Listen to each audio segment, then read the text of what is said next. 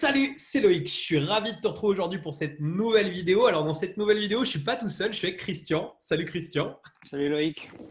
Alors, Christian, il est super agent immobilier, on va dire. C'est-à-dire qu'il n'est pas agent immobilier lui directement, mais il a une grosse équipe d'agents immobiliers. On peut parler d'agence immobilière, non, pour ton activité?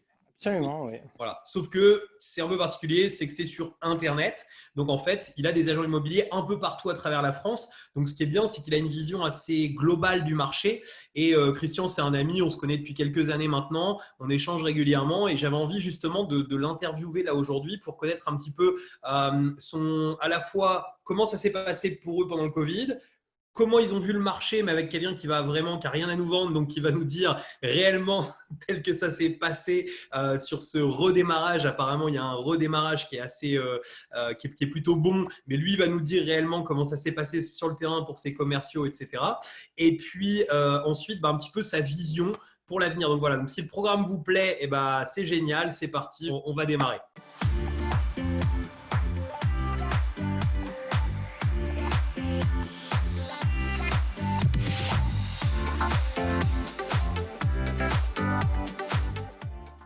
Alors, Christian, est-ce que tu peux te présenter un petit peu aux gens qui nous regardent, qui ne te connaissent pas forcément? Je sais que tu as une chaîne YouTube dont on mettra le lien en dessous qui présente un petit peu l'activité justement d'agent immobilier. Je crois qu'il donne des tips sur justement le métier d'agent immobilier.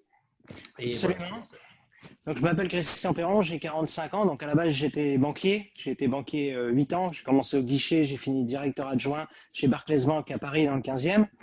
Et ça fait 15 ans que je suis agent immobilier. Donc, je suis vraiment agent immobilier, même si je suis un super agent, dans le sens où j'ai une agence, c'est un réseau de mandataires immobiliers que j'ai créé. Alors, c'est quoi un mandataire? Grosso modo, c'est un agent commercial indépendant qui est rattaché à un réseau immobilier qui travaille à partir de chez lui et qui travaille donc dans une agence immobilière, la mienne, qui s'appelle Les Professionnels Immo. Et notre site internet, c'est lesprofessionnels.immo. Et donc, on a une chaîne YouTube, Les Professionnels Immo. Et donc, on a des négociateurs immobiliers donc, qui vendent des maisons. Principalement, on fait de la résidence principale. Principalement, on fait de la maison. Et les négociateurs font un métier d'agent immobilier, même si juridiquement, ils ne sont pas l'agent, ce n'est pas les patrons, ils sont négociateurs, c'est le terme dans la convention collective. Voilà qui je suis. Donc, on est 22, on travaille sur à peu près 22 départements et j'ai notamment pas mal d'anglais, j'en ai 6, principalement en Dordogne. Il y a un fief, il y a un drapeau britannique qui flotte sur le sol national. Ils sont toujours là. Voilà. Et ils vendent beaucoup, et ils parlent quasiment pas le français et ils vendent à des Anglais en France. Excellent, je ne savais même pas ça, tu vois. Je ne savais pas que tu avais un fief d'anglais négociateur. Oui, c'est vrai que souvent, en fait, on a tendance à utiliser le mot agent immobilier, mais en fait, agent immobilier, c'est un métier qui est assez réglementé. Il y a la carte professionnelle, etc. Et en fait, finalement, les gens qu'on rencontre en général quand on fait des négos, etc., c'est plutôt des personnes qui sont des négociateurs, même si on les appelle agents immobiliers de manière un petit peu terme générique, quoi. Ok. Et toi, en fait, ce que tu permets, en fait, c'est que ces personnes puissent justement être négociateurs comme si c'était dans une agence, mais ils peuvent travailler de là où ils le souhaitent, etc. D'ailleurs, s'il y en a, je me permets, je te fais une petite pub entre deux, mais s'il y a des personnes en fait qui souhaitent justement, je dirais changer de métier, parce que c'est un vrai métier, hein, c'est pas juste un plus. Négocier de l'immobilier, on a l'impression des fois, quand on va nous en tant qu'acheteur, on voit que cette partie négo, mais il y a toute une partie recherche de biens qui est un vrai métier, et même la négo est un vrai métier, etc. Mais en tout cas, s'il y a des gens qui ont envie de changer de métier, etc., je crois que vous êtes toujours en perpétuel recrutement de nouveaux collaborateurs. On cherche des bras qui veulent vendre pour réaliser les projets des gens. Excellent. Alors d'ailleurs, pourquoi, juste avant qu'on rentre dans le Covid, alors je pense que j'ai les réponses à ça, mais je te pose quand même la question, pourquoi justement avoir visé le marché de la résidence principale, de la maison? Est-ce que c'est un choix ou est-ce que c'est tout simplement parce que c'est le plus gros du marché, donc c'est ce qui sort le plus, et pas, je sais pas, l'investissement et pas l'appartement, etc., quoi. Ça s'est fait naturellement et c'est le plus gros du marché. Et ça s'est fait naturellement. Donc moi, à la base, j'étais banquier. Et j'ai pas monté ce réseau par le miracle du Saint-Esprit. Ça s'est fait naturellement. J'étais employé de banque et j'avais donc agents immobiliers, on va dire, c'est-à-dire des commerciaux, des négociateurs immobiliers, c'est le terme officiel qui venait dans ma banque à l'époque, enfin ma banque, mon agence dans laquelle j'étais salariés qui venaient pour obtenir des financements. Et j'ai découvert un métier, le métier de l'immobilier, le métier de la transaction immobilière. Donc des gens qui travaillaient dans une agence, qui étaient payés souvent au lance-pierre avec plein de problèmes, qui se faisaient arnaquer souvent par le patron, qui les payait pas beaucoup, payait mal, des moments l'agence fermée. Bon bref, il y avait un vrai besoin. Et donc ils étaient rattachés à une agence, ils avaient un statut d'indépendant, ils n'avaient pas de salaire, ils étaient agents commerciaux. Il y avait un vrai besoin d'être mieux rémunérés, d'apporter une sécurité à ce métier. Et donc, un commercial, il n'a pas besoin d'être attaché à une agence physique à tel endroit. Souvent, ce sont des franchises. Donc, il y a l'agence de la Poste, il y a l'agence de la gare, il y a l'agence de la mairie. Et ils ont quelques rues. Et quand ils sortent de ce secteur, c'est une autre agence. Donc, ils n'ont pas le droit d'y aller. Sinon, il faut partager. Ça fait des histoires de territoire, de secteur. Donc, bref, j'ai monté il y a 15 ans, en 2005, un des premiers réseaux national immobilier de négociateurs immobiliers à domicile. Donc, j'étais un des premiers sous un statut d'agent commercial et le contrat historique de l'agent commercial vient de l'extranet de la Fédération nationale de l'immobilier, la FNAIM. Donc, j'étais adhérent à l'époque où j'ai torpillé tous leurs imprimés. C'était légal, j'étais adhérent, donc je les ai utilisés. Et donc, j'ai utilisé un statut qui existait, qui était normal, et j'ai permis à des gens naturellement de travailler, mais pas dans une agence enfermée à un petit endroit. Ils travaillaient à partir de chez eux, et donc ils étaient libres. Donc, j'ai créé un extranet, j'ai créé des outils, j'ai mis à disposition des outils Internet, des outils modernes, sauf que maintenant, ça fait 15 ans, donc bon, Ça c'est dans paraît les plus mœurs. novateur. Oui, Maintenant, voilà, on a des IAD, propriété privée, safety, machin, bidule, il y en a plein, mais j'étais un des tout premiers, quoi. Voilà. À d'accord. l'époque, il y avait Capifrance quand je me suis lancé. Et donc, naturellement, qu'est-ce qu'on fait dans une agence immobilière? Principalement, les gens, quand ils vendent un bien immobilier, leur habitation, leur résidence principale, c'est le cœur du métier. Et j'ai attiré des gens qui étaient plutôt dans des petites communes, dans des petites campagnes, dans des zones rurales, où avoir des avantages, ça les intéressait plus qu'en ville, parce que bizarrement en ville, les négociateurs, les commerciaux immobiliers travaillent plutôt traditionnellement dans une agence avec pignon sur rue, mais dans des petites campagnes, il n'y a vraiment pas besoin. Et c'est vrai que chez nous, 95% des commerciaux, ils sont dans des petites communes d'à peu près entre 5000 ou 7000 habitants maximum. Des moments, il y a moins. Moi, j'habite dans une commune sur l'Atlantique où il y a 3000 habitants. Voilà, donc Et vous on fait bossez de la tous sur maison. Internet. Voilà, moi je suis dans un bureau à domicile, j'ai 3 écrans, il y a les panneaux derrière à vendre, il y a le bureau de poste à côté, enfin voilà, et puis on a le Wi-Fi, hein, ça marche, hein, il y a Skype, il y a WhatsApp, il y a tout ce qu'il faut. Génial. Et on n'a plus besoin d'être attaché à une agence classique, surtout qu'on a gommé tous les inconvénients d'une agence traditionnelle, donc on n'a plus de limites. On n'impose pas un stupide barème national, donc on a vraiment donné une liberté aux gens, et maintenant il y a une centaine de réseaux de mandataires, ça s'appelle comme ça, donc ils ont des mandats, donc c'est complètement dans les mœurs aujourd'hui, et donc naturellement, oui, on fait de la résidence principale parce que quand les gens vendent un bien, souvent il y a une vraie raison, ils déménagent et ils vendent leur maison. Alors après, de temps en temps, on peut faire de l'investissement immobilier, mais bien évidemment, quand on vend principalement, c'est qu'on a un truc avec un problème, c'est-à-dire on a une vieille ruine, et là, ça intéresse un investisseur, parce que souvent, on a du clé en main, mais c'est pas à vous, chaîne d'investisseurs, à qui je vais le dire. Quand on a les produits loués, souvent ils sont mal loués, ils sont loués nus, ils sont loués avec un locataire, et quand on regarde le prix du logement que veut le locataire, soi-disant c'est tout neuf, il n'y a rien à faire, mais en fait il faut tout refaire. Et quand on regarde le rapport locatif, c'est super génial, il y a 2% de rentabilité. Waouh, ok, donc je suis archi négatif. Donc franchement c'est invendable. Et donc c'est vrai que moi je le dis à mon équipe, quand, quand on a des produits loués, de toute façon, la première question que pose quelqu'un qui appelle, c'est quand est-ce qu'ils partent ou comment on peut les mettre dehors. C'est ça, parce que la plupart des gens, quand ils cherchent un bien, quand ils voient une annonce sur Se Loger ou Le Bon Coin, c'est quand est-ce qu'on peut habiter dedans ou quand est-ce qu'on peut mettre les locataires dedans ou pour faire du Airbnb et puis louer à la nuitée et pas encaisser 400 € par mois parce qu'on peut le faire en 3 jours, quoi. Exactement. Mais après, c'est un bon tip ce que tu donnes, mine de rien, parce que des fois, il y a aussi quand on a un produit à vendre, quand il est très rentable, là, il peut y avoir justement des prix de vente qui soient effectués au-dessus du prix du marché. Et voilà, parce que tu as tout à fait décrit ce qui est tout le temps loué, ce qui est tout le temps avant de louer. Bah, en fait, il y a tout le temps un locataire à pas cher dedans et ça n'intéresse pas s'il n'y a pas un locataire qui est là depuis 10 ans pour plein de raisons. Et en fait, quand on investit, en tout cas nous, c'est sûr que c'est pas du tout ce qu'on recherche et c'est les produits les plus difficiles à vendre.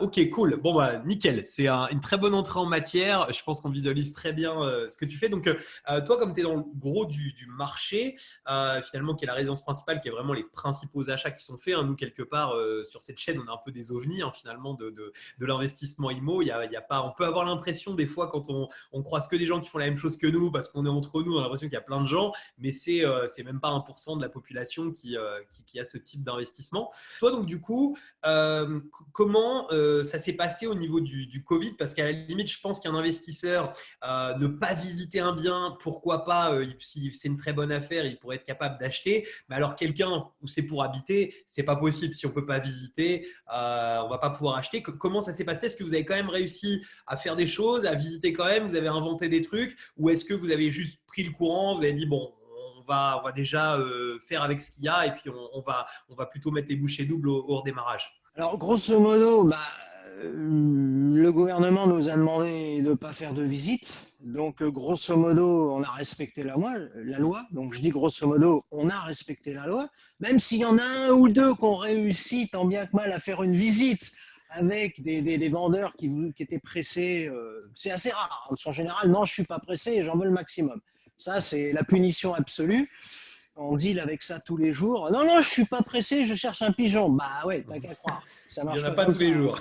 Il y en a jamais, quoi, surtout aujourd'hui. Donc, bah non, grosso modo, alors quand on fait des ventes, il y a une mise en vente, une rentrée d'un bien. Donc, nous, on avait dans les tuyaux, on appelle ça comme ça, un certain nombre de négociations, de compromis déjà signés en cours. Et donc là, on n'allait plus qu'à faire l'acte entre l'obtention du financement et l'acte. Donc, dans les tuyaux, on avait un certain nombre d'affaires, on a en permanence une quarantaine de ventes, mais on n'a pas pu, grosso modo, vraiment rentrer de nouveaux business. Quand on avait déjà fait des business, on a pu signer des mandats. Les vendeurs nous ont donné leur maison à la vente avec un DocuSign, une signature électronique. Mais on avait déjà fait les visites au départ, on s'était déjà mis d'accord. Mais grosso modo, c'est sûr que si on nous appelait, rentrer un bien à distance, l'évaluer avec une webcam ou WhatsApp ou c'est pas super pratique. Donc oui, on a un Anglais qui a réussi à faire des ventes, des rentrées de mandats. D'ailleurs, pendant les 2 mois, je l'ai noté, on a rentré 16 mandats de maison. Mais souvent, on avait fait les visites au préalable parce qu'on ne pouvait pas légalement faire de vraies visites. Et donc, c'est vrai que c'est compliqué de prendre un mandat de vente quand on ne peut pas visiter le bien. Alors oui, le téléphone fonctionnait, il a fonctionné quand même au maximum. On avait du temps là, parce que ça ne sonnait pas toute la journée. Mais pour faire les visites, bah ouais, on a été vraiment ralenti. Et puis les notaires n'ont pas vraiment joué le jeu parce que priorité aux priorités. D'ailleurs, je vais donner un petit tips là. Depuis quelque temps, on travaille avec une nouvelle société, une jeune start-up. C'est une ancienne notaire qui a monté ça, qui a une équipe de clercs de notaire. Ça s'appelle, en anglais, c'est WeAct, W-E-A-C-T.fr, WeAct, nous actons. On remettra le lien. Ouais. Donc WeAct, c'est quoi? C'est un peu comme MyNotary. En fait, c'est un cloud qui permet de faire un compromis en 3 jours top chrono. Sauf qu'avec MyNotary, il y avait tous les acteurs, donc c'est-à-dire il y avait le vendeur, il y avait l'acheteur, il y avait le notaire de l'acheteur, il y avait le notaire du vendeur. Donc on leur créait un compte, chacun mettait sa pièce d'identité, son diagnostic. Donc en gros, 6 mois après, personne n'avait rien fait, personne ne voulait jouer le jeu. Avec WeAct, il y a par exemple l'investisseur immobilier qui prend les choses en main, qui crée un compte. Ça coûte 420 € TTC et en 3 jours, il y a un compromis qui est fait. Pour faire ça, il faut quoi? Faut avoir fait avec son smartphone les photos du titre de propriété, avoir les photos de la pièce d'identité du vendeur et de l'acheteur et tous les diagnostics. Donc les diags, le titre de propriété, les pièces d'identité, on met ça dans WeAct, on paye 420 et en 3 jours top chrono en signature électronique, on envoie à l'acheteur et au vendeur un compromis. Donc aujourd'hui, pas besoin d'aller chez votre notaire. Et nous, on n'est pas séquestre, donc les agents immobiliers peuvent faire eux-mêmes le compromis de vente. Les notaires aiment bien le faire, enfin ils aiment bien, pour qu'il n'y ait pas besoin de le refaire si c'est mal fait. Il y a des conditions suspensives et il n'y a pas que le crédit. Ça, le crédit, à la limite, c'est facile. C'est simplement des moments, il y a des servitudes avec un chemin, avec tout un tas de problèmes. Et si c'est pas noté dans le compromis, bah, à des moments, il y a une embrouille. Et du coup, bah, il faut que le notaire le refasse. Donc, WeAct permet justement, et c'est le petit tips, permet en 3 jours d'avoir un compromis qui est fait par une équipe de notaires. Et vous avez une fiche en plus du document avec ce que j'appelle les sources potentielles de problèmes, c'est-à-dire les conditions suspensives et les points à souligner justement importants pour qu'il Ah y ait oui, pas d'embrouille. génial. En fait, c'est relu ouais, c'est même mieux, même pour Ce vous sont en des tant que. notaires en fait qui ont Bah fait ouais, ça. c'est génial. Et l'avantage, c'est qu'on a le compromis en 3 jours, donc on le fait signer en signature électronique, donc c'est automatisé. Parce que si on va chez son notaire, ou si plutôt on contacte, donc on envoie un document destiné au notaire, avec faut remplir tous les ingrédients, l'acheteur, le vendeur, machin, le prix, le bidule. Et donc en général 2 semaines, 3 semaines, donc ça peut, surtout si on est en concurrence, nous c'est notre métier, on est agent immobilier, donc on fait des ventes, donc des moments on n'est pas en exclusivité, il y a l'agence de la Poste, Century 21, La Forêt, Guy Hockey, j'en passais des meilleurs, et donc des moments, eux ils peuvent signer un mandat Tissot, donc Tissot c'est la maison d'édition avec des imprimés à trous, et donc tout de suite là sur un capot ou dans leur bureau ils peuvent C'est signer signé. un compromis vite fait, même si des moments il y a des stratégies de faux compromis avec des faux acheteurs. Pour derrière, enfin, il y a tout un tas de stratégies des moments pour rentrer un mandat en disant, vous voyez, je vous ai trouvé un acheteur, donnez-moi l'exclusivité, même si c'est tombé à l'eau. Bon, voilà, donc il y a tout un tas de stratégies. Donc là, ça permet au WeAct de faire un compromis en 3 jours top chrono. Et alors, ce qui est formidable, c'est que WeAct, donc c'est des notaires derrière, vous donnez le nom de votre notaire, il retrouve directement avec la caisse des dépôts l'IBAN, donc le RIB de l'office notarial, et c'est noté dans le compromis, le RIB, pour que l'acheteur verse le dépôt, le séquestre, qu'on appelle aussi l'indemnité immobilisation. Donc il n'y a pas besoin d'appeler le notaire. Bonjour maître, on fait un compromis, on voudrait votre RIB pour faire le virement du dépôt. Il va dire quoi? Mais attendez, je n'ai pas vu le compromis, vous voulez m'envoyer des Génial. sous, c'est quoi ce truc? Donc c'est automatisé. Et en 3 jours top chrono, il y a un compromis. Tandis que si vous appelez votre notaire, bah, en plus, c'est fait par des clercs, au tarif horaire d'un clerc de notaire, en plus le temps de réunir les pièces, le temps de vérifier les documents, de rédiger l'acte, il faut au moins une demi-journée. Donc, grosso modo, un compromis chez un notaire, c'est facturé à peu près 300 euros, entre 300 et 350, c'est ça. Enfin, c'est des petits sous. Pour qu'ils gagnent leur vie, il faudrait qu'ils facturent au moins 2000. C'est jamais le cas. Donc, en fait, on facilite la tâche quand l'agent immobilier fait le compromis, sous Et on réserve évite qu'il les faut. problèmes. Parce que Voilà. moi, je sais que j'ai eu plein de fois, en fait, comme ça, des agents IMO qui voulaient rédiger un compromis. Et puis, en fait, bah, moi, j'ai toujours ma notaire, tu vois, pleine confiance, etc. en elle. Donc, en fait, je lui dis toujours, bah, vérifie et je signerai quand tu me diras c'est OK. Et là, à partir de là, en fait, bah, les problèmes commencent, quoi. C'est-à-dire qu'à chaque fois que c'est une agence qui a rédigé, à chaque fois, ça finit ou limite, c'est elle qui rédige le truc parce que, bah, comme tu dis, il y a toujours un truc de servitude, un machin. Tu achètes un immeuble, il y a plein de raisons. Il y a des choses avec le voisin, avec tout ça, des choses dans le terrain qui ont été. Enfin, voilà, bref, quoi. On le sait très bien. Et à partir de là, effectivement, là, c'est top. Si c'est des notaires qui relisent, que ça cette fiche, bah, en fait, tu as ce que fait à la base et ce que j'aime bien chez ma notaire et que tous les notaires font pas. Hein, et tu as le petit, justement, moi j'ai toujours, juste avant de signer, j'ai le petit papier normalement qui me revient et là c'est exactement ça. Le Avec, récapitulatif, ouais. voilà le récapitulatif avec, regarde, fais juste gaffe à ce truc-là, on est OK, sinon voilà, Tout tu peux signer. l'intérêt d'un investisseur immobilier ou même d'un agent, parce que nous on est payé des honoraires Mmh. à la vente, il faut vendre. Et le but, c'est d'aller le plus vite possible à partir du moment où on a un acheteur et un vendeur qui sont d'accord sur un prix. Donc, en 3 jours top chrono, on a bouclé le truc, ça y est, c'est torché. Après, il y a le Voilà. financement, et 45 jours après, c'est bon. Donc là, en 3 jours, donc Non, c'est très bien, parce que c'est vrai que des fois, on fait des très bonnes affaires et ça m'est arrivé une fois ou deux que tu es l'agence La Forêt qui repasse derrière et puis le temps que tout se fasse, mais ils ont retrouvé un acheteur à 5000 de plus et puis on commence à te. Bon, ça m'est pas arrivé des fois et des fois parce que souvent, il y a quand même un certain, je vais dire, une certaine éthique chez certains, mais pas chez tout le monde. Et ça m'est arrivé 2 fois, en fait, de perdre des bonnes affaires qui avaient été très bien négociées à quelques milliers d'euros 3 jours après, alors que ça aurait été signé, c'était top. Non, bah cool, parfait. Alors, petite précision là-dessus, tu me dis des moments à 5000 d'écart avec le décalage, il y a une autre agence qui peut repasser dessus. Si je m'adresse donc aux auditeurs de la chaîne, les investisseurs immobiliers, à partir du moment où vous avez trouvé un bien qui vous intéresse, on n'a pas le droit de faire une surenchère par rapport au prix afficher, c'est la loi. Non. Un agent immobilier ou un vendeur, il met en vente par exemple à 100 000 euros. Au Royaume-Uni, ça s'appelle le gazumping, on peut avoir des surenchères. Je le veux, je paye plus cher. En France, c'est interdit par la loi. Mm. On ne parle pas d'espèces, là c'est complètement interdit, mais par rapport au prix affiché, on ne peut pas dire je paye plus, c'est interdit. Donc si vous voulez vraiment acheter, pour verrouiller la vente, il faut payer le prix. Mm. Donc n'allez pas essayer de gratter 1000 euros. Combien de fois j'ai vu des ventes qui ont été perdues? Je vais être méchant pour des crevards pour 1000 euros, alors que des moments il faut une opération financière formidable et à 1000 euros ou 2000 euros pour des questions de principe et d'ego. Parce que dans une négociation, ouais, je te donne un peu, on coupe la poire en deux, et des moments à 500 balles, à 100 euros, ou pour l'armoire, ou des moments il y a un peu de mobilier, pour une connerie à 2 balles d'un micro-ondes, ils s'engueulent pour une bêtise. Donc, à partir du moment où vous payez le prix, c'est au prix. Et donc, une autre agence ne peut pas dire j'ai un acheteur à partir du moment où vous faites une offre au prix. Effectivement, il faut que ça se signe et que la personne ait son financement, mais à partir du moment où c'est au prix, c'est vendu juridiquement. Tout à fait. Alors, tu m'aimerais pas trop en égo et tu me prendrais pour un crevard. Ça me fait plaisir. Non, mais la négociation, je on est déconne. d'accord. La négociation, c'est une part importante en tant qu'investisseur immobilier. Non, mais si on a une super affaire, il faut payer le prix. Non, mais on est d'accord.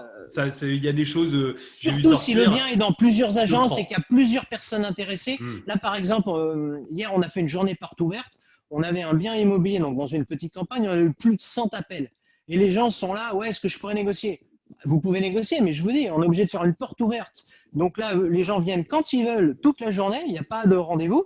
Donc c'est premier cachet. Donc vous voulez négocier? Ouais, enfin si avec le nombre, ce sera mort. Là, la négociation, vous n'avez pas tout compris, mais il faut payer le prix, quoi. Surtout que c'est pas cher, sinon on n'aurait pas 100 appels comme ça, à tel point qu'on a retiré l'annonce, quoi.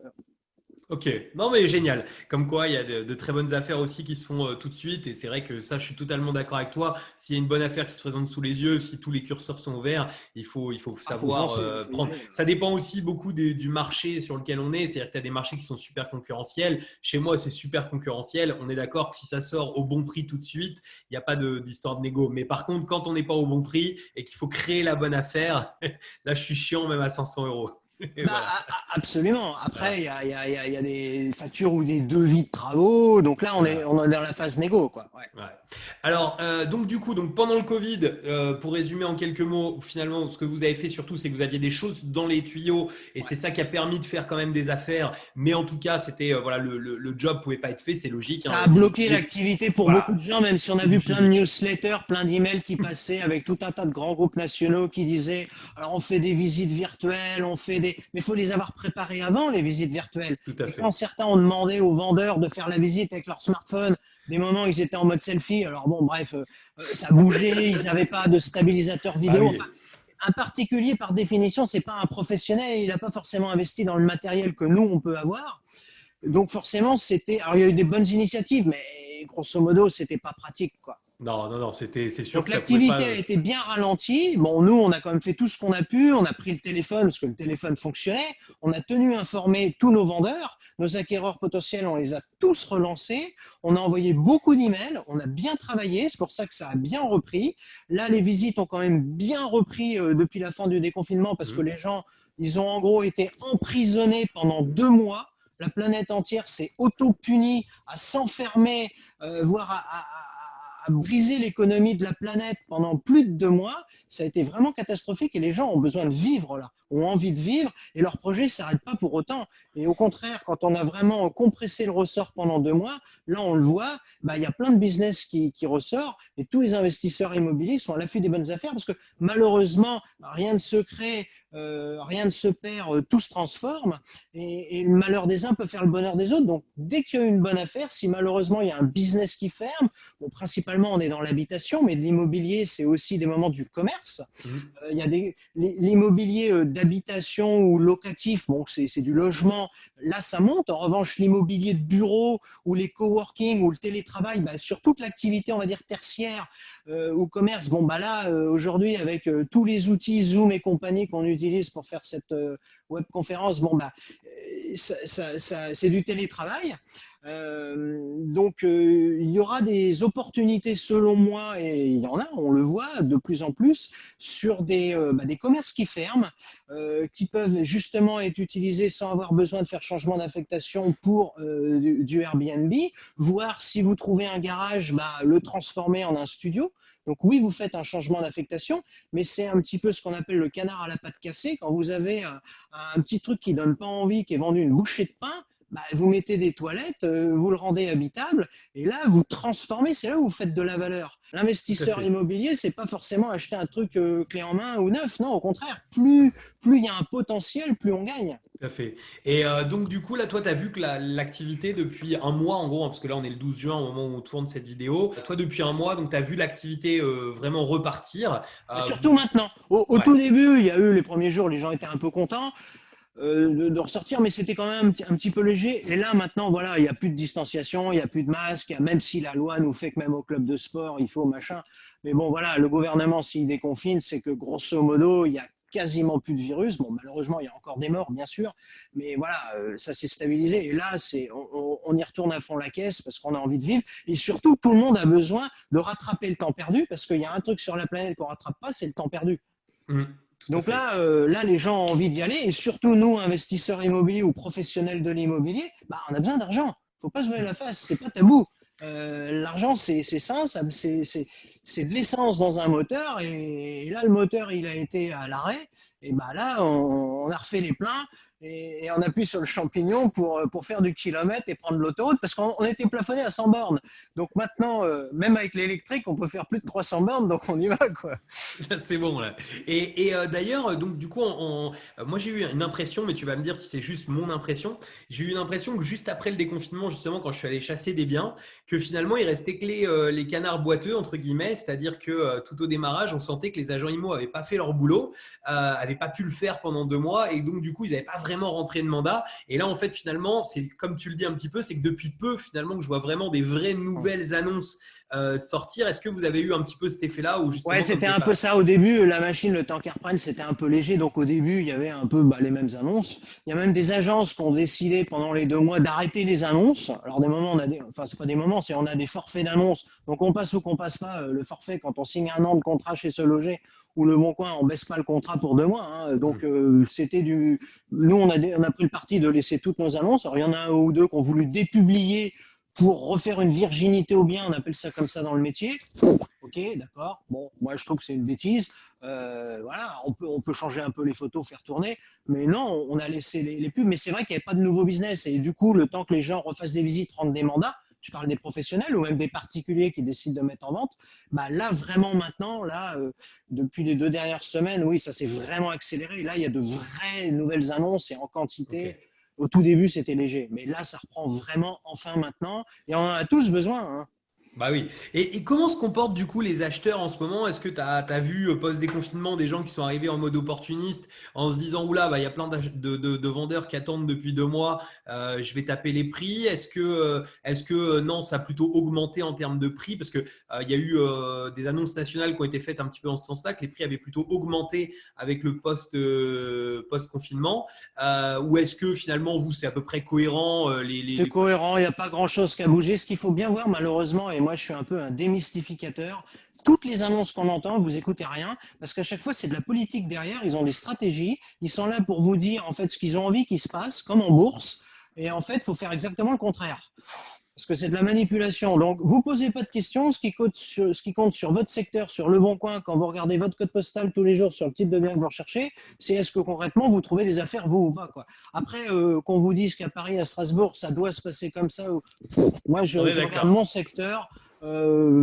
Si le copain fait des affaires, ça ne fait pas remplir votre compte en banque à vous. Donc, ça, c'est sûr. D'ailleurs, on a vu, nous, des très, très belles négos là, qui sont passées en post-confinement quand même. Je sais que j'ai vu plusieurs membres du programme qui ont réussi à passer des trucs avec justement quand même des acheteurs qui étaient là depuis un moment et qui ont réussi à passer des belles négos alors que tu entendais que tout montait. Donc, je pense comme toi, c'est que le marché il est à peu près au même niveau qu'il était avant le confinement. Il n'y a pas d'effet baisse parce que tu sais, il y a plein de gens qui ont crié aussi sur l'effondrement total de l'immobilier. En fait, c'est marrant, c'est que finalement, ça fait toujours vendre. Si tu parles de hausse ou si tu parles de baisse, ça fait toujours vendre. Ce qu'on est en train de dire, c'est moins vendeur quand on te dit finalement, ça peut être comme avant. La réalité, c'est que pendant 2 mois, grosso modo, on n'a pas pu se déplacer. Donc, il n'y a pas pu, on était à l'arrêt. Et donc, effectivement, il y a eu des négociations, de belles négos, comme tu le dis.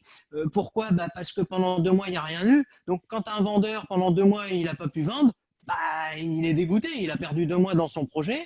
Parce que quand les gens vendent, il y a un projet derrière. Moi, avant de rentrer à un mandat de vente, c'est ce que je dis à mon équipe.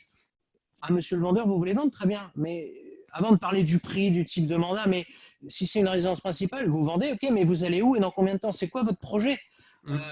Et donc, quelqu'un qui est pressé, quelqu'un qui a un vrai projet, il va à tel endroit pour telle raison, à telle date. Quand il y a 2 mois de retard, il a envie d'avancer. Et nous, investisseurs immobiliers, quand pendant 2 mois on n'a rien fait, on se dit punaise, l'année elle a tourné. Alors avant, il y avait la grève SNCF, il y a eu la grève de ceci. Tous les ans, à chaque fois, on a des galères pendant 1 mois, 2 mois, 3 mois, 4 mois. Et chaque année, on se rend compte que pendant 3-4 mois, là, sur une de mes constructions, j'ai 1 an de retard. Non mais sérieux. Problème de permis de construire, que je l'ai pas précisé. là, on avait Enedis, enfin bon, à chaque fois, il y a... donc, faut pas se poser de questions, il faut y aller, mais effectivement, quand on est sur un vendeur qui était en mode j'ai envie de vendre et que vous arrivez au bon moment et que vous êtes le seul acheteur, parce que attention, souvent, le premier acheteur qui se présente, je parle vis-à-vis d'un vendeur, parce que nous, notre métier, c'est on deal beaucoup avec les vendeurs d'abord, hein, on rentre des mandats et après on les vend. Des moments, les gens me disent ouais, je préfère attendre, c'est que le début. Ouais, mais souvent, vous avez un acheteur qui se présente et souvent, c'est le seul et l'unique, et c'est le seul. Et après, des moments, on est 2 ans après, ah oui, il n'y a personne d'autre, alors vous êtes mauvais. C'est pas qu'on est mauvais, c'est qu'on fabrique pas l'acheteur.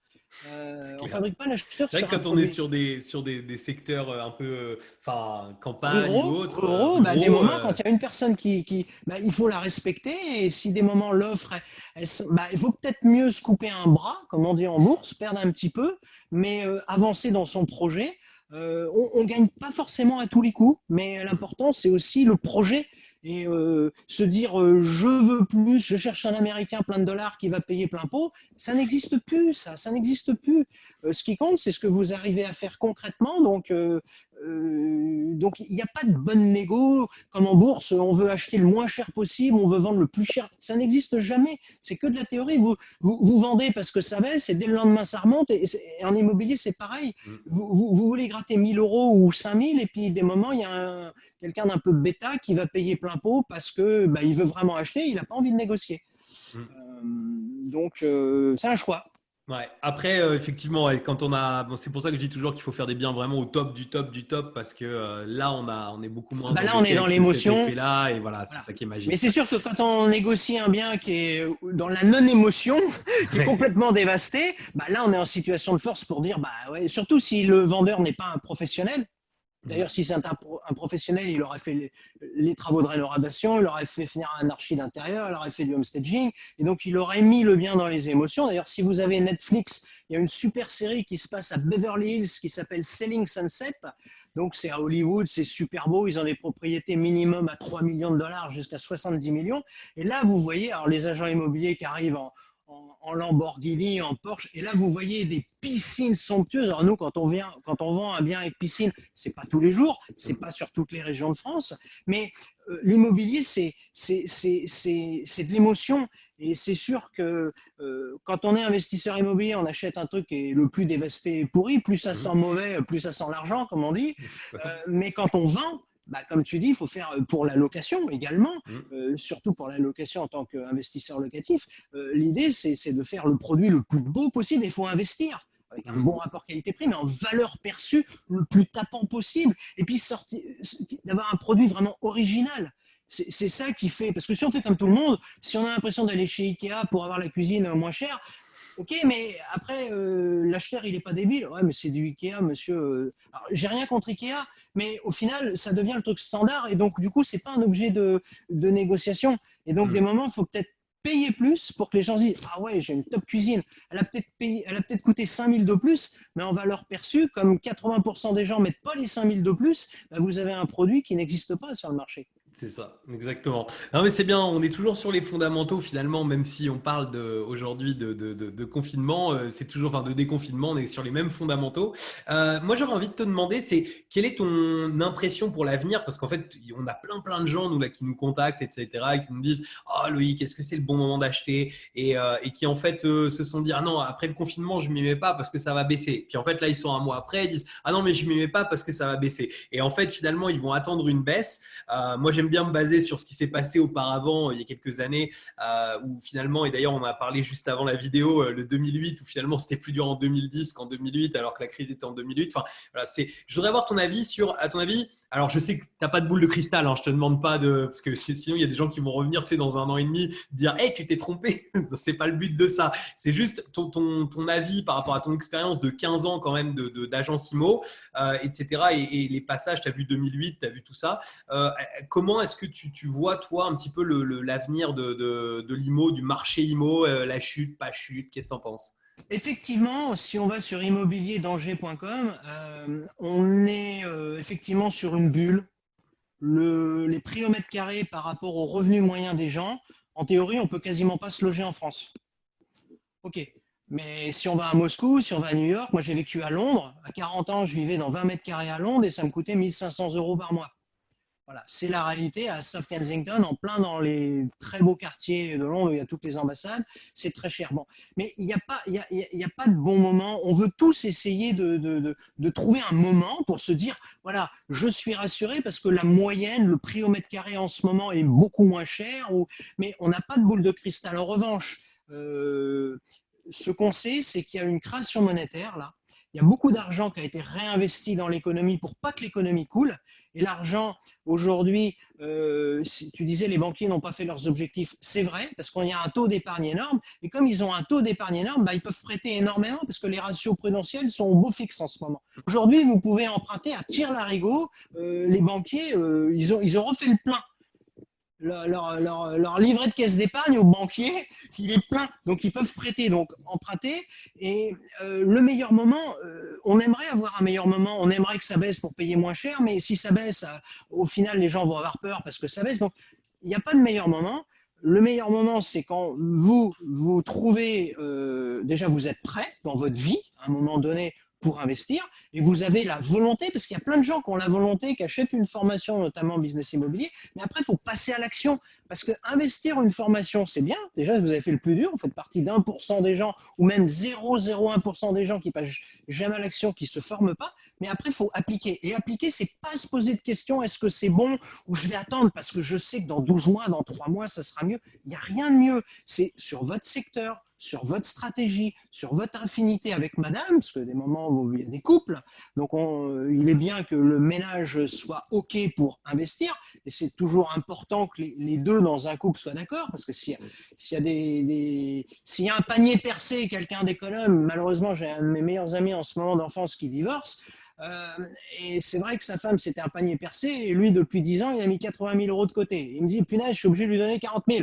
Et je sais qu'elle va tout bouffer. Bon, bah ouais, mais ça, la notion de l'argent, enfin, on va faire un cours sur l'argent, mais quand on se marie, moi j'ai été banquier, il est bien d'établir une règle du jeu, qu'on fasse compte commun ou pas, ou qu'on ait un compte joint et deux comptes séparés, mais il est bien d'avoir une vision commune. Et sur l'investissement immobilier, donc un couple décide d'investir, il est bien de le faire à deux, même s'il y en a un qui est plutôt travaux, l'autre qui est plutôt déco, l'autre qui est plutôt recherche, financement, bon, on peut se répartir les tâches, mais une opération, ça se fait dans un couple, si on est un couple, et après, il y a des tarifs mi-couple, hein, on peut être célibataire comme moi. Bon, donc, dans ce cas-là, la décision, elle est plus simple, 100% de la décision, c'est une personne.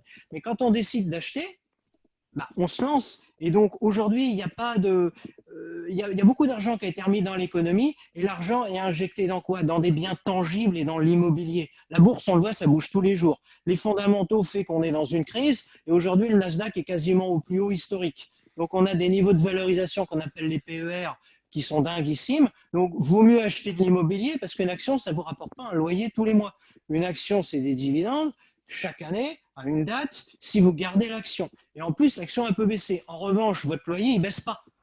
Votre loyer, il ne baisse pas. Donc, le loyer, c'est ce que tu fais toi avec Business Immobilier. Bah, tu permets aux gens d'avoir les meilleurs loyers possibles. C'est des loyers à la nuitée. Donc, ce qui compte, c'est quand vous faites votre calcul, au moment où vous achetez un bien immobilier, est-ce que c'est rentable au moment où vous l'achetez? Est-ce que vous faites un gain à l'achat? Après, est-ce que ça sera mieux en 2021? Est-ce que les prix seront plus bas? En revanche, ce que je sais, c'est que si vous n'avez pas acheté en 2020, vous n'encaisserez pas de loyer en 2020. Donc, le meilleur moment pour investir, c'était il y a 50 ans, c'était il y a un siècle, mais il y a plein de gens qui passent jamais à l'action parce qu'ils se posent trop de questions.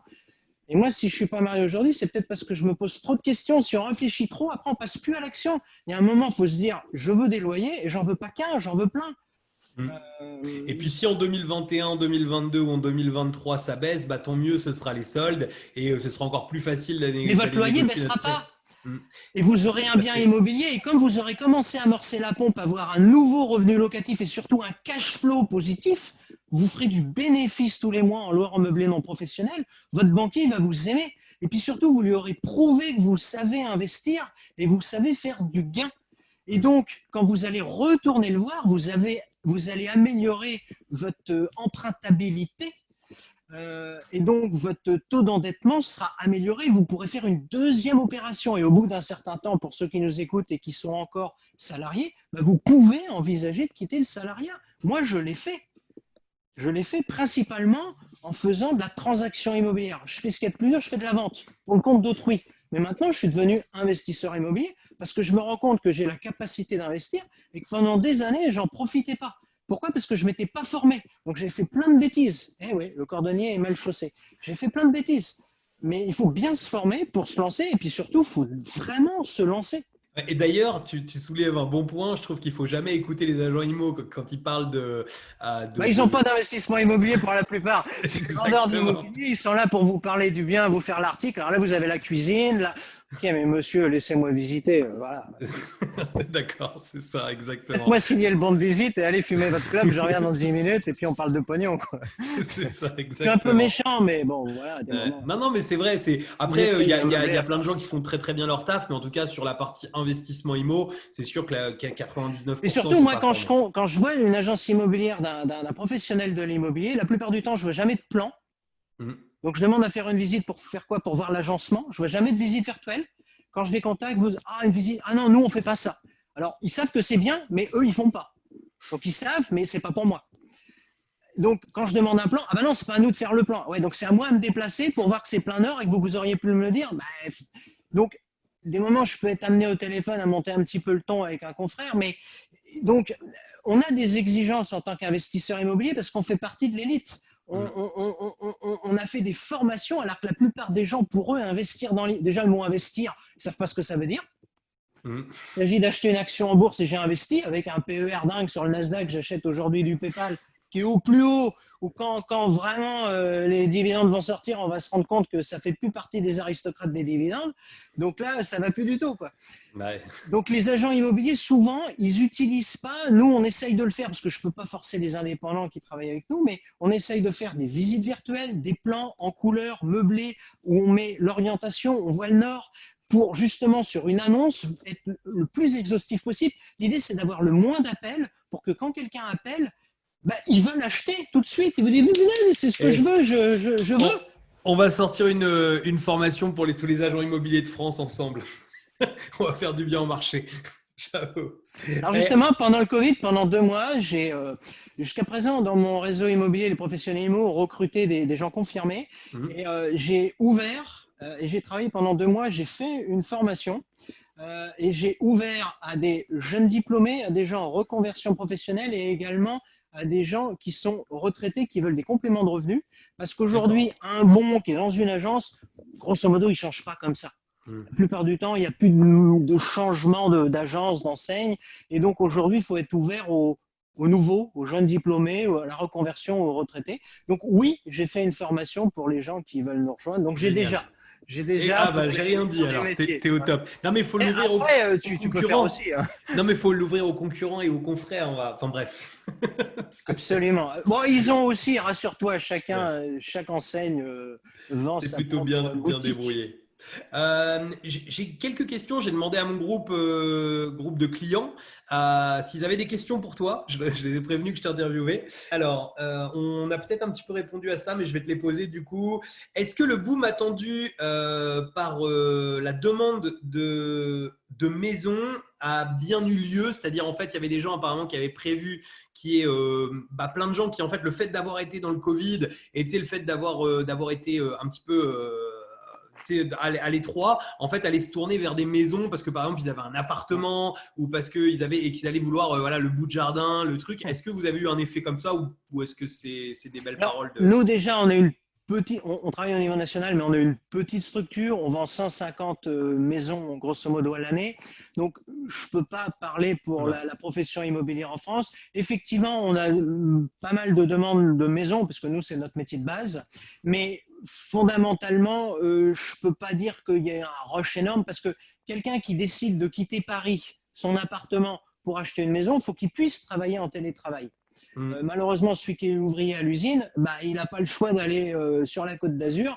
S'il est à Rouen, il ne va pas à Saint-Tropez en télétravail. Donc oui, effectivement, il y a ceux qui peuvent. Effectivement, il y a des cadres parisiens. Bordeaux est la deuxième ville la plus chère de France parce que grosso modo, c'est que des Parisiens qui ont quitté Bordeaux maintenant avec le TGV.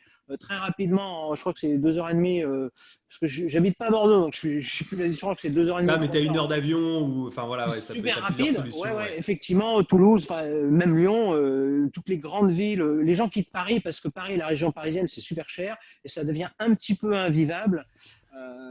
Et puis les prix sont très élevés. Et donc aujourd'hui, on peut avoir des jardins. Moi, je suis à 300 mètres de la plage, même si je suis en appartement. Effectivement, on a une qualité de vie quand on a la chance de pouvoir travailler avec un écran. Franchement, surtout en télétravail, oui, il faut. Et de plus en plus, on va le voir. Et l'exode des Parisiens pour aller en province, c'est normal. Au début de carrière, on monte à Paris. Moi, c'est ce que j'ai fait. Et au bout d'un certain temps, on fait 10 ans, c'est ce que j'ai fait. Et au bout de 10 ans, on se barre. On se barre au plus vite, excellent. Mais ouais, en fait, c'était un effet qui existait déjà avant et ce rush existe, mais voilà, en tout cas, ok.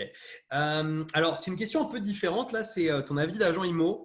Je pense que c'est quelqu'un qui souhaite investir pour lui, qui voulait savoir en fait si le fait d'investir dans une maison composée à la fois d'une maison et d'une partie locative, tu sais, genre un studio à coller ou choses comme ça, est-ce que c'est des choses qui se valorisent bien à la revente par la suite ou est-ce que finalement c'est un petit peu par des gens qui sont comme lui investisseurs qui du coup se disent tiens ce serait cool pour m'aider à payer entre guillemets mon crédit ou est-ce que oui c'est quelque chose qui parle aux gens quand alors oui ça se valorise bien. Ça se valorise bien parce que effectivement on encaisse un loyer, mais c'est toujours pareil le jour de la revente. Est-ce que c'est vendu vide ou est-ce que c'est vendu occupé? Parce que là, il y a la solvabilité du locataire. Je peux voir le bail. Est-ce qu'il y a une assurance loyer impayée? Et moi, quand je contacte un propriétaire, vous avez une assurance loyer impayée? 99% du temps, malheureusement, j'ai non. Et franchement, vous venez de quelle planète? Ça coûte que dalle. Ça rassure les gens. Donc, il faut étudier la solvabilité. Donc, franchement, faites l'effort quand vous avez un bien et que vous voulez le vendre, que le locataire s'en aille. Comme ça, au moins, vous vendez un bien qui est disponible. Parce que quand il est occupé, franchement, la rentabilité locative, elle est pourrie. Surtout si c'est vendu nu. Et donc, la question, c'est quand est-ce qu'il part? Comment on peut le mettre dehors? Ouais, mais là, on va pas. Je ne vais pas faire un programme d'investissement là-dessus, mais il faut vendre un bien vide, quoi. Et un bon tip pour ça, c'est justement du coup, quand on a comme ça un studio, je pense, dans sa maison, c'est justement de la mettre sur Airbnb en fait. Parce que finalement, on va générer du loyer. C'est disponible quand on veut, le jour où on veut vendre, on a juste besoin de quitter, afin de stopper ces annonces. Et on peut réellement le mettre en avant en disant, voilà, on a des gens qui viennent, il y a à préparer le bien, mais regardez, on a la femme de ménage, on la connaît déjà et elle peut venir vous faire le truc. Et ça paye finalement, je sais pas, 20% ou 30% du crédit que vous avez à faire pour notre maison. Donc, cool. Je te remercie. La courte durée, c'est top. C'est pas loué à l'année, donc on n'est pas bloqué. C'est disponible quand vous voulez vendre, donc c'est génial. Ça, c'est top. Vendable. Exactement. Mais il n'y a rien de pire que faire ce que font la plupart des gens qui font un investissement locatif, de faire un Pinel, donc qui sont en négatif. 15 ans après, le truc est dévasté. Et puis, il y a toujours un locataire dedans qui ne veut pas partir parce qu'il est bien dedans.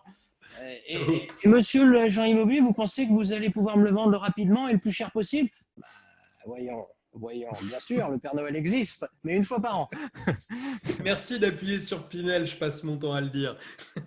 Ah oui, alors, ça rejoint un petit peu la question d'avant, mais si tu ressentais, enfin, si vous ressentiez en fait une exode du c'est-à-dire même au-delà de Paris, est-ce que vous ressentez en fait une demande plus importante en ruralité? Mais je pense que ça rejoint la question qu'on a traitée juste avant. En Avec des fait, gens sur qui viennent de Paris? Paris ou ailleurs, en fait. En gros, est-ce que les gens sortent plus des grandes villes et sont en train de chercher des maisons en campagne pour autant, quoi? Alors, pas tant que ça. Des moments où on a des expats, on a des gens qui vivent à Dubaï ou je sais pas où, qui achètent en Dordogne avec des Anglais, qui achètent une résidence secondaire. Hmm. Une grande partie de nos ventes, je sais pas, peut-être 50-60% sans problème, c'est des gens qui achètent et qui habitent pas très loin en fait. Ouais. C'est pas forcément le Parisien qui vient à Marseille, quoi. C'est assez rare ça. Encore une fois, quand on déménage, souvent, la raison, la numéro une pour laquelle les gens déménagent en résidence principale, là je parle d'une résidence principale, hein, c'est le travail, Hmm. quand Bah, ils tout sont à dans la fait. vie active. Donc, est-ce qu'ils sont mutés? Si ils sont dans un cadre, mon père était militaire, donc il était muté. Il était même logé parce qu'il était gendarme, donc là, du coup, la question ne se pose pas. Mais sinon, après, il peut y avoir des cadres, des professions libérales, et donc dans ce cas-là, ils peuvent déplacer leur cabinet, mais ça se réfléchit. Hmm. Et donc, c'est pas rapide là, suite au Covid. Oui, il y a des volontés, ok, mais ça, c'est les politiciens à Paris qui vont dire, oui, il y a une volonté, les gens veulent des jardins. Ouais, d'accord, mais le pauvre mec qui travaille à Paris à la Défense, il n'a pas son jardin en claquant des doigts. Ou alors il C'est démissionne. sûr. Et après, il faut assumer, quoi. Ça, c'est sûr. Il faut Effectivement. quelques temps grâce à toi pour qu'ils puissent remplacer ces 5 000 euros par mois à la défense. Et c'est sûr que le coût de la vie est bien inférieur en province. Donc Hmm. attention, ça, il faut y penser. Tout On à peut fait. gagner moins en province et vivre mieux qu'à Paris. Donc c'est plus facile de vivre de ces revenus locatifs en province quand on a franchi le cap. Et donc, Bah, faut vraiment se lancer pour faire le premier investissement et dès qu'on peut faire le deuxième. Et le plus important, c'est le premier, il faut qu'il soit le mieux possible pour le banquier, c'est le pied dans la porte. Dès que le banquier voit que vous êtes un bon investisseur, c'est bon, il a confiance. Mais si le premier est pourri, vous êtes en cash flow négatif, ah bah là, sors les rames, là. bah là, il faut changer le locataire et reprendre les choses en main complètement. Et ça, tu as peut-être un programme là-dessus pour réparer les problèmes de ceux qui ont fait des bêtises, plutôt que d'être entêté. Moi, j'en connais qui ont fait de l'investissement nu et qui sont sur des cash flows négatifs, et je parle pas de Pinel, qui se sont dit, ah oui, oui, mais je mets un peu d'argent de ma poche, c'est un effort mensuel d'épargne. C'est la plus grosse insulte que j'ai entendue, l'effort mensuel d'épargne. Ça, c'est tous les vendeurs de défiscalisation. Vous faites un effort mensuel d'épargne. C'est comme un plan épargne-logement inversé. Vous le mettez sur votre compte en banque pour payer le trou parce que ça ne couvre pas. Et ça ne couvre pas, c'est que le programme immobilier il est survendu tout simplement et que le défiscalisateur qui vous a vendu un Pinel, il s'est pris 15 000 euros, quoi. C'est ça, Je suis par un peu bien violent, vendu. mais malheureusement, c'est Non, la mais tu as raison. réalité. Mais tu sais, il y a un truc, en fait, moi, je compare souvent et c'est un truc vachement important. Enfin, c'est un peu comme une arme, en fait, notre taux d'endettement. C'est-à-dire que plus on gagne, plus on a de possibilités. Donc, et en fait, finalement, nous, on n'a pas de programme là-dessus parce qu'en fait, c'est ce qu'on utilise, c'est vraiment du coaching, en fait, pour ça. Parce que le problème, c'est que toutes les situations sont différentes. Toutes les personnes sont différentes là-dessus. Mais c'est vrai que des fois, on a vu des gens arriver avec, par exemple, 3 opérations qui sont en cash flow négatif, des gens qui ont des beaux, tu vois, des beaux revenus. Mais là, bah, ça devient impossible d'acheter et il faut prendre des décisions un peu arbitraires, arbitrer avec même des fois un petit peu de perte d'argent parce que c'est mal acheté ou mais il y a un moment, il faut rectifier le tir. Mais il faut rectifier le tir, c'est la priorité absolue. Mais On ne voilà. peut pas rester sur une situation instable. C'est comme si quelqu'un est marié dans sa vie et on voit, il y a eu des femmes battues, il y a eu des divorces. Mm, On parle des gens qui veulent un jardin, mais il y a des divorces. mm. Il y a eu des femmes battues, il y a eu des viols, il y a eu des morts, il y a eu de l'alcoolisme, on l'a vu. Il y a une vente d'alcool qui a été dingue pendant 2 mois. Il y a eu des J'ai problèmes. acheté du Pernod Ricard, enfin des actions Pernod Ouais, parce Ricard que ça a peut-être juste au monté début un du petit peu. confinement. Bon, c'est pas très éthique, monsieur Cardin. Moi, j'investis dans l'éthique. Mais J'avoue, bon, tu as raison. voilà. Après, on peut fumer un peu de cigarette électronique aussi, hein, un petit clin d'œil. Mais il faut rectifier les fondamentaux. Et je pense qu'il y a une. Bah, s'il faut divorcer, il faut divorcer. Et Mm. ça sera mieux. Il faut que les fondamentaux reviennent. Et quand c'est mal loué, bah, c'est important de. C'est obligé parce que quand vous allez voir le banquier ou même meilleur taux, vous passez pour un mauvais et vous vous cramez. Et on n'a qu'une occasion de faire une première bonne impression, ou alors il faut vraiment être passé chez le docteur, et c'est Monsieur Cardin, le docteur, ils en mettent une blouse blanche avec un stéthoscope, et là, tu t'analyses, et puis tu fais une prescription, et la prescription, monsieur, il va falloir prendre contact avec le locataire et lui dire, voilà, je vais reprendre le bien. Et au bout d'un certain temps, il faut lui faire comprendre qu'il va devoir partir, quitte à l'aider à partir, quitte à lui faire un chèque ou de l'argent cash et l'aider à le reloger pour qu'il foute le camp, mais surtout pour faire partir un locataire, j'en sais quelque chose, parce que moi j'ai monté le ton et ça a été jusqu'à l'expulsion, mais ça prend 3 ans, ça peut même aller plus, parce que c'est le préfet qui expulse et en fait il expulse pas, il attend que les gens soient relogés. Moi c'était dans les Hauts-de-Seine, il attend que les gens soient relogés. Donc il faut absolument garder le dialogue et ce que veut un mauvais payeur, souvent un mauvais payeur, déjà le bien il est insalubre. Là, il n'y a pas longtemps, j'entendais encore dans un logement parce que je l'ai vécu, ouais, il y a de l'humidité sur les murs et compagnie. Il y a une VMC? Non. Ah oui, mais on ouvre, on nous a dit que ça suffit. Alors, on nous a dit, vous lui mettez une gifle de la part de Christian Perron, parce que ça ne suffit pas. Il ne suffit pas de percer. Alors, une VMC double flux, c'est pas utile. Je ne dis pas que c'est ridicule, mais c'est pas utile. Un simple flux suffit, mais il faut faire une VMC. Et l'humidité vient de là. Et donc, quand un locataire ne paye pas et qu'il y a de l'humidité, déjà, commencer à lui dire, monsieur, je vais investir, je suis le propriétaire, je vais investir, c'est pas digne, je vais faire les travaux pour qu'il n'y ait plus d'humidité, vous aérez, mais vous faites tout ce que vous avez à faire, mais ça vient de ma faute, il n'y a pas de VMC, je vais faire des travaux. Vous verrez que le locataire, là, bizarrement, va se faire repayer, quoi. Ah non, mais de toute façon, dialogue, etc. Et puis bon, assurance impayée quand on loue à l'année. Moi, je sais que tout ce que j'ai en investissement qui est loué à l'année, assurance impayée de loyer parce que j'ai pas envie. Enfin, je sais qu'il y a des gens qui parlent de mutualiser le risque et je pourrais le faire aujourd'hui, mais voilà, pour moi, c'est pas. Tu t'investis, tu prends une assurance impayée de loyer et tu fais ce qu'il faut dans tes apparts pour qu'ils soient au top, pour que tu aies les bons clients que tu as envie de voir dedans, parce que sinon, tu verras mais jamais. Mais l'assurance loyer impayé, ça c'est valable pour de la longue durée meublée. Après, quand on est sur du Airbnb, c'est de l'hôtellerie. Il n'y a pas de problème de squatter. Après, aucun souci là-dessus. Police, secours, j'arrive. Je fais mon service dans la police. Police, secours, j'arrive. Voilà, on a des squatteurs. J'ai eu une fois des gens qui n'ont pas voulu partir. Et en fait, c'était un truc de fou. C'était des gens qui s'étaient fait sous-louer le bien. En fait, il y a un gars qui nous a loué le bien. Qui nous l'a loué et qui l'a reloué. Alors, c'était des gens étrangers, que ce soit le gars qui avait loué et les autres personnes. Je pense que c'était même bizarre.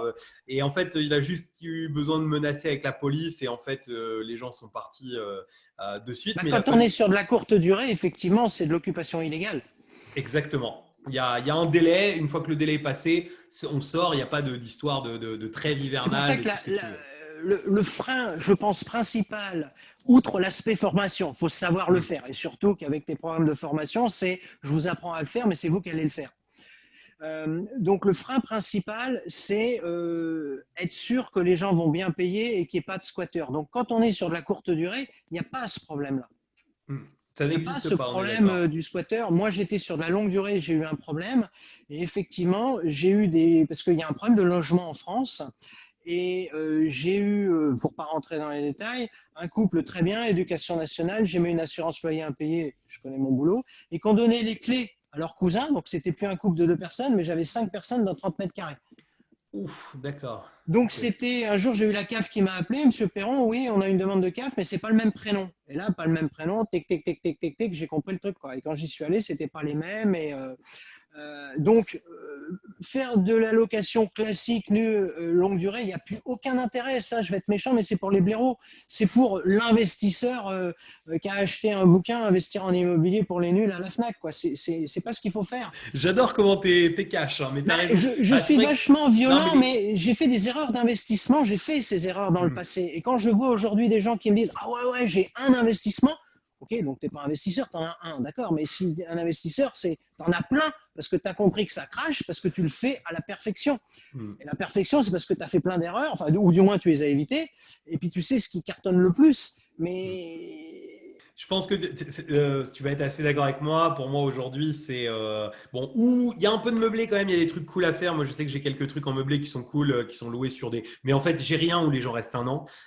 Souvent, c'est du meublé où les gens restent 6 mois, 9 mois. Enfin, non, parce que c'est cher. Ils vont pas rester 12 mois à payer 1 000 € la nuit chez Loïc Carnin International. C'est pas le but. Et sinon, c'est effectivement Airbnb. Et sinon, après, c'est achat-revente. De toute façon, pour moi, c'est les 3 stratégies qui sont à prendre. Mais aujourd'hui, faire un investissement sur 25 ans pour 100 € de cash flow pour se dire si je veux quitter mon boulot, il va m'en falloir 20. C'est voilà. 100 € de cash flow tous les 2 jours, mais c'est pas par mois. Non, mais c'est pas par mois. Je veux dire, c'est un livret de caisse d'épargne. Enfin, c'est même pas un livret de caisse d'épargne. 100 € par mois, un livret, ça serait 100 € à l'année si vous mettez 200 000 €. Mais c'est une blague. Voilà, on fait pas un investissement pour gagner 100 €. C'est pas de l'investissement, ça rapporte rien. L'hôtellerie, ça rapporte. Génial. Bon, je te remercie pour ce petit coup de boost à mon activité. Donc, il faut vraiment que les investisseurs foncent parce que il faut se lancer, quoi. C'est le moment. Sachant qu'en plus, là, les taux, ils sont. C'est bien parce qu'on nous avait annoncé, j'ai un pote courtier qui me dit les taux montent et tout.